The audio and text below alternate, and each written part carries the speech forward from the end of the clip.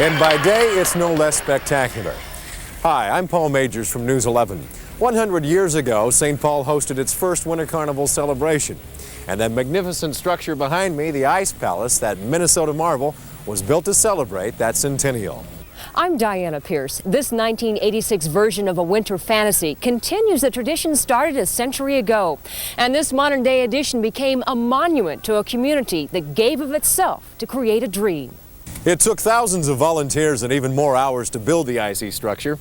And News 11's Ken Speak says when those dedicated workers were done, they'd built the tallest ice palace on the record books.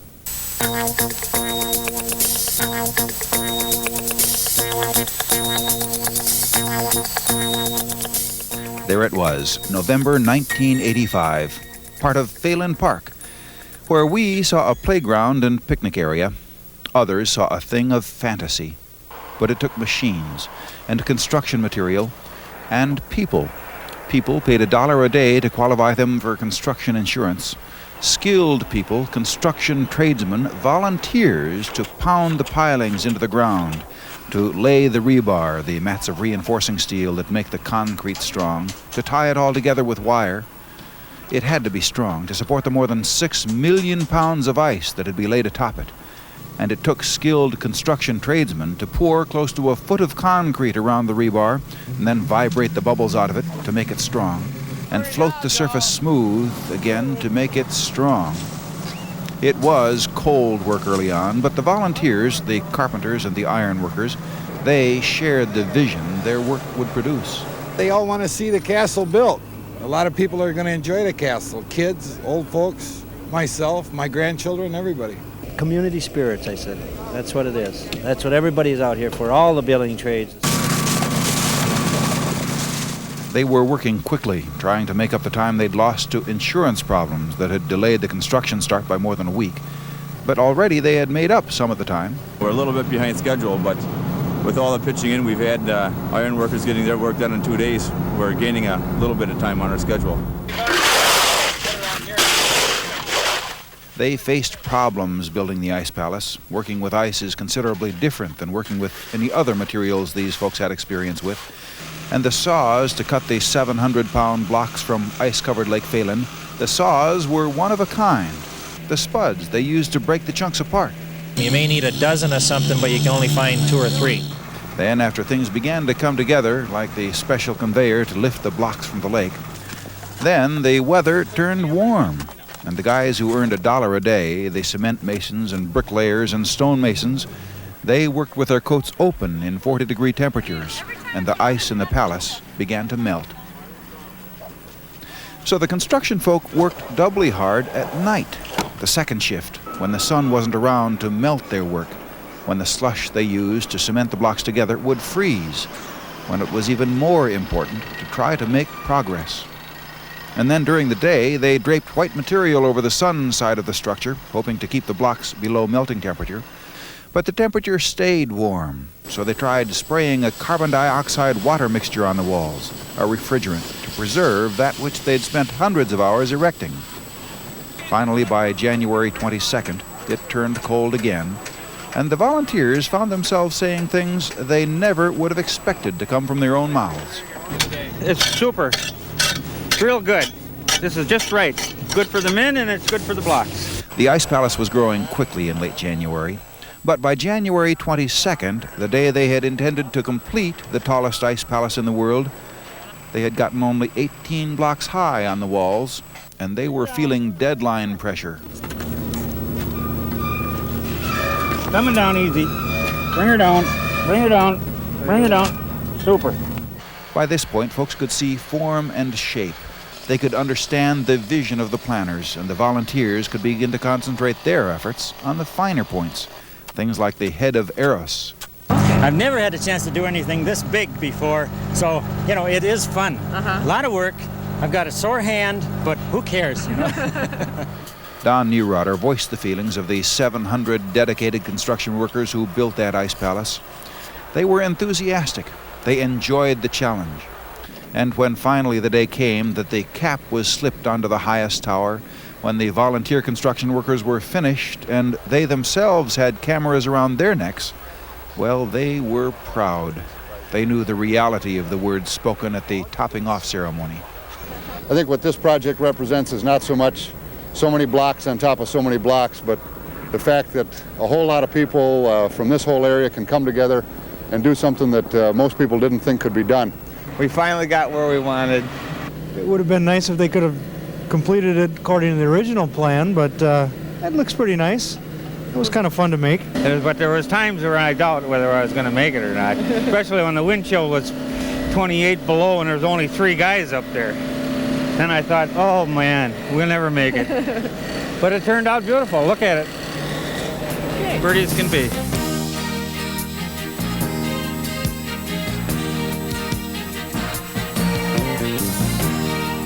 It was beautiful. Nobody would argue that. And it attracted folks from miles around. But if these folks thought it was beautiful in the daytime, they were sure to be amazed after dark. After dark is when News 11's Mary Stuckey says the Winter Carnival Ice Palace came alive.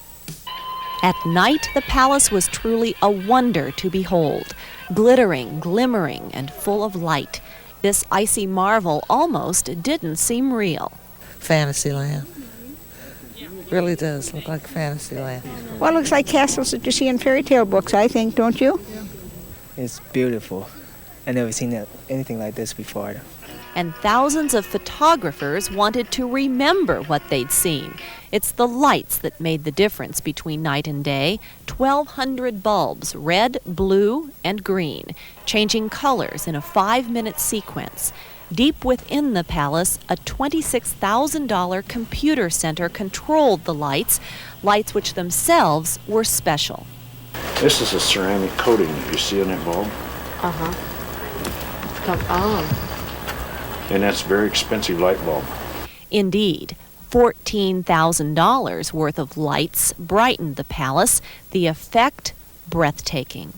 It's a sight that filled the nighttime sky, and for many onlookers, a once-in-a-lifetime experience. An experience which sightseers earned, but the wait in long lines of cars leading to the palace was well worth it. Like to see it again. They'd leave it up till mid-March. Phelan never had so many people. Even to watch the submarine races in the summer. Of course, the palace had to come down sooner, but the memories remain. Memories of a multicolored ice palace against a black Minnesota sky. Kind of looks like something out of a fairy tale. A fairy tale come to life. The beauty and splendor of the Ice Palace was the photographer's delight, and they came from all over, armed with gear to capture its glory. Everyone from professional photographers with the state-of-the-art equipment to amateurs with Instamatics agreed on one thing: the Ice Palace made for a picture-perfect model.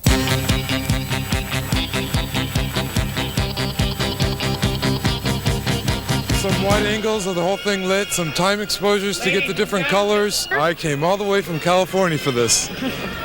Was it worth it? Yeah, I think so, yes. Proper exposures, it'll come out.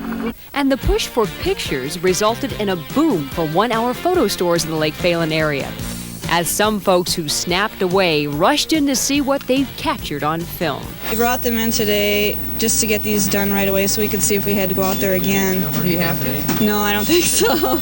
I'm pleased. Now, getting those shots to come out right wasn't always easy, especially when it was cold, and focusing with fumbling hands made the going rough. But warm spirits and a little help from friends made the heatless hassle a whole lot of fun.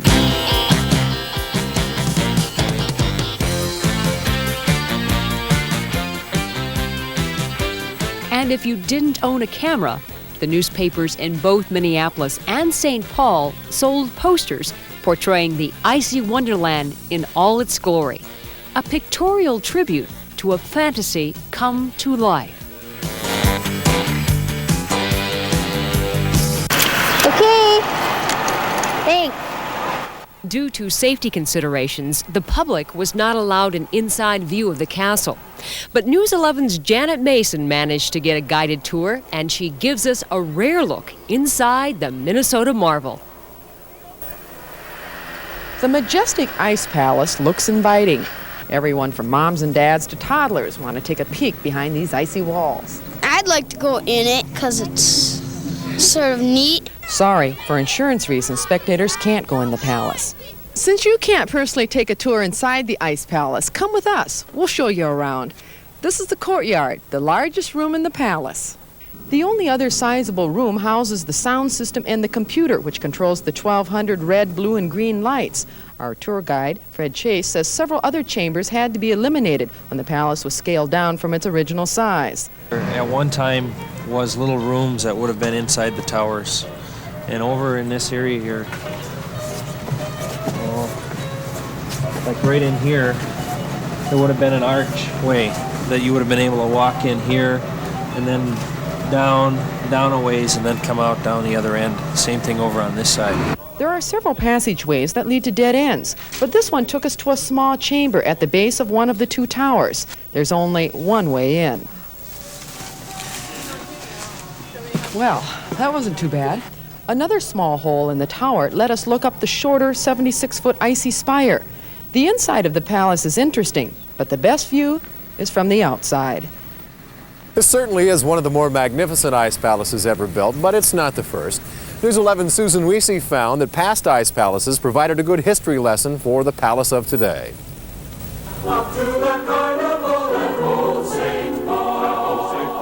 What attracted people to the first winter carnival 100 years ago was this, a majestic ice palace 106 feet tall. Since then, the home of King Boreas Rex has at times been even more splendid. Other times, it hardly resembled a castle at all. Each time, the castle has been a source of civic pride. So says palace historian Bob Olson. With every ice palace we have built, we have shown that St. Paul can rise to the aspirations of everybody's dream to build a castle. A century ago, the ice was harvested with a handsaw, then transported by horse-drawn sleigh. Now, chainsaws are used to chisel the ice. And while this year the weather did have a hand in slowing down the construction of the ice palace, it never interfered enough to keep this castle from going down in the record books as the tallest palace in history. It topped out at 128 feet, 9 inches tall. While the ice palace of today is a modern marvel, it also produced a couple of modern headaches, mostly in the form of traffic. Thousands and thousands of cars and people flocked to Lake Phelan to get their glimpse of the fantasy-like structure. But News 11's Kevin McDowell found that most stuck in traffic said the wait was worth it. They traveled by day. They traveled by night. They traveled in the early morning hours. Didn't matter what time of day or night, the cars, the folks on foot, the little kids, the big ones, they all came to gaze in awe at the vision that was the Ice Palace. We got the whole family together. We took the Winnebago down. In all, it's estimated that over 1.5 million people came to Lake Phelan to see the Ice Palace. 1.5 million. Mostly, they came by car. Lines and lines of cars. Every day, every night, all night. Police estimate some 350,000 cars drove by the site while it was standing. And it seems no one minded the wait. A wait which at times lasted several hours. We thought it didn't look busy at 5 o'clock. How long have you been waiting in line, do you know? About an hour and a half. About an hour and a half? Yeah. Have you been out here before? No, this is the first time. Is it worth the wait, or do you know yet? It looks like it might be, but we haven't been that close yet. I'm ready. I have my camera. Okay. I'm going to carry this picture for years, believe me. And News 11's Dennis Stauffer was among the sightseers. One night, in an experiment during a newscast, he decided to show everyone how long it would take to get from the entrance of Phelan Park to the Ice Palace itself. Now, to give you a feel for just how long the wait is, well, the worst of it is behind us at this point. We're at the entrance to the park. But there's about 3/4 of a mile yet to go here, and I'm going to hop in the car, and we'll touch base with you a little later in the show and let you know how I'm progressing. We're not sure just how long it'll take, but we're confident it'll take us a little while. It should give you a feel for just how much of a crowd is out here tonight. All right, Dennis, well, you're from the New York area, so just wedge your way in there real quick. And we'll check back later with A little bit later, we'll see you. Paul, we have traveled about 2 blocks, I would say, in the past 10 minutes. I think that's about how long it's been since we last talked to you. Needless to say, things are going very slow out here. We are not even halfway from the main gate to the park to the Ice Palace. Hopefully we'll make it by the end of news, but we'll keep you posted. Dennis, where is the photographer that's taking the picture of you? He's on top of the live truck in front of me, which is sending a signal to another live truck so that you can get it back there. Is this science? Yeah. Oh, that's Is he locked down, I hope? Absolutely. Underwriter Laboratories couldn't conduct this test. I'm not sure we can. We'll see how it comes together when it's all over. Thanks, Dennis. At least you're honest, too. It's been about a half hour since we've heard from Dennis Stoffer. Let's go find out where he is right now. Dennis? We are right beside the Ice Palace. We have just arrived within the past few seconds, so it took us just under 30 minutes to get here from the gate. It's beautiful. It is well worth the trip. I came here on foot last night, and this is a much more comfortable way to travel, but it does take a little longer. It's also a little smarter than going by foot, too. Traveling by car a little easier. Yes. To keep the traffic moving smoothly was no small task. It took thousands of volunteer hours by police. And that was just one of the many volunteer projects by the entire community that made the Ice Palace such a success. Officers from the St. Paul Police, police reserves, and security officers put in more than 5,700 hours of volunteer work, making sure the sightseeing process went without a hitch. They patrolled around the clock, and most said the folks who came out were no problem at all. The traffic, I'm sure you know, has been really bad all the way along here. But as far as disorderly people and stuff, it hasn't been too bad. Well, they just want to get a little closer to get some pictures, I guess. That's about the only problems. Okay, so they've been fairly well behaved, would you say? Yeah, not too bad. Police weren't the only ones donating time, and the volunteer effort began early on, a year before the Ice Palace eventually became reality. Skilled volunteers from trade unions were recruited, and others became part of the project as well, including companies with a vested interest in our community.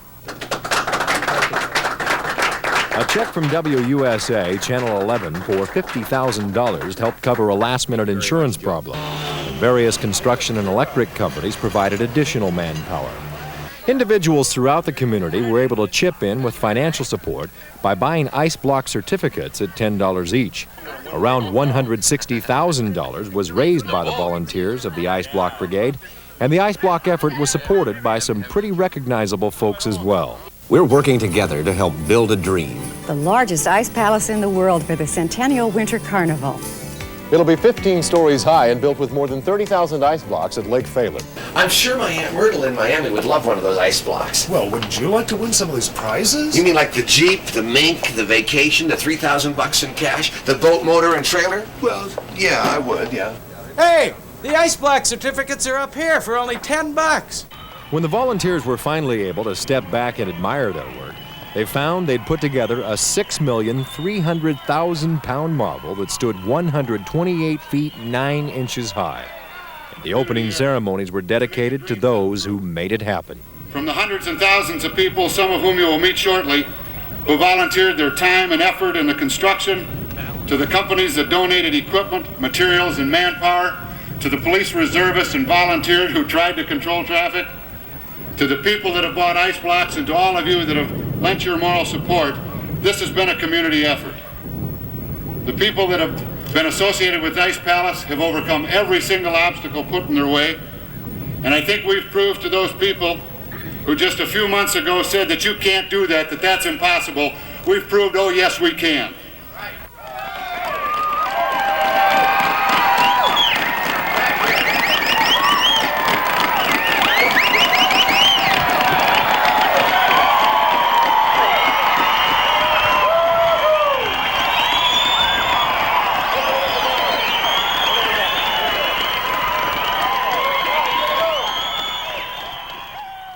Of course, the dedication paid off, and everyone who worked on the icy structure should be proud of their efforts. The palatial fantasy provided a backdrop for some unusual sights. As News 11's John Bachman tells us, also lots of fun experiences.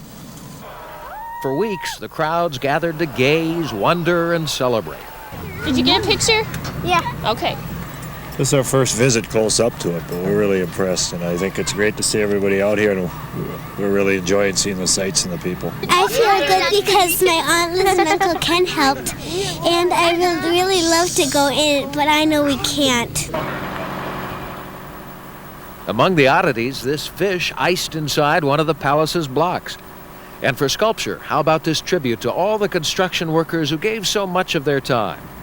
Special forms of transportation were available at Phelan Park, as Channel 11's Paul Douglas discovered. The Vulcans have taken over. Paul, we need you at 6. Yeah. So did Mayor George Latimer, who was flown in on board Sky 11.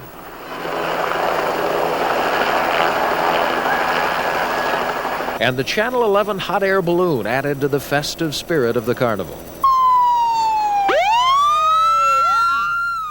But the highlight of the celebration, of course, came on the night of the Torchlight Parade, when thousands braved the bitter cold temperatures. The Vulcans arrived to overthrow King Boreas and bring on spring. And for a finale, the stunning fireworks display with the Ice Palace as a scenic backdrop. A winter carnival we'll all be proud to recall that we were there.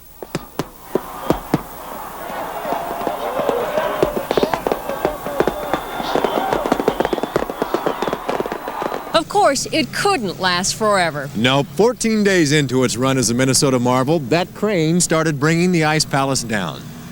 It was fun. Probably one of the funnest jobs that I've been on anyways, associated with. I know there are people who wanted to see it up longer. Did you? Yeah, I would have liked to have seen it longer. I wish that more people could have been able to see it. A lot of people I talked to haven't been out here yet to see it, and I was kind of hoping they could do it for another week anyways, but I guess it happens. So she has to come down, she has to come down. It's probably the largest project that I've ever been involved in with that many people. I've made hundreds of friends. I miss that already.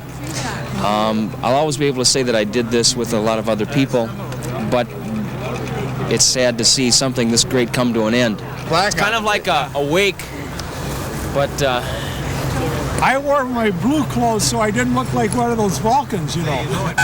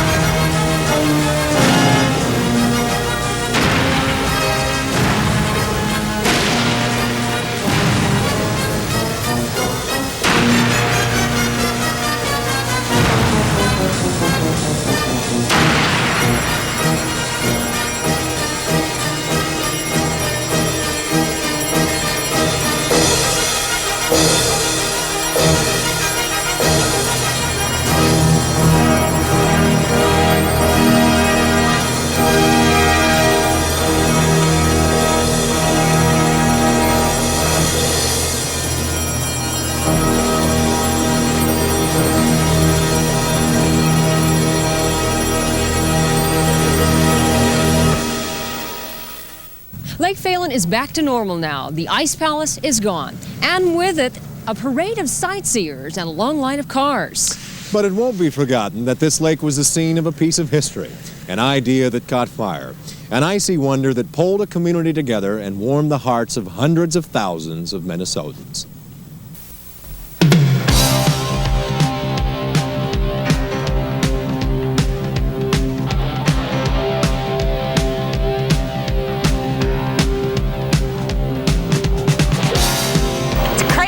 Marvelous. Fantastic. Awesome. Wow. Impossible. Neat. It's just beautiful.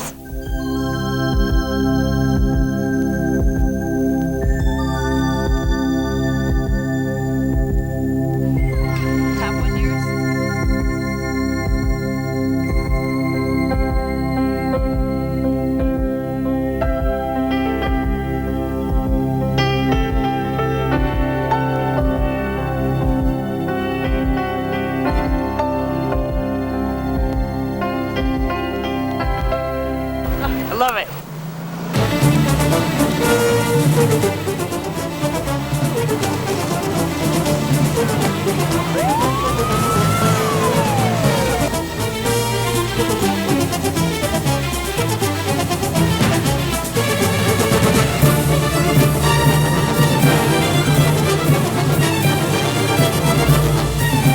I think we should have left it up a couple more days or something. It was so beautiful that they finished it. It showed me, made me be proud of Minnesota. It was beautiful at night to see the lights. And now it's going down. So let's hope we see it again next year.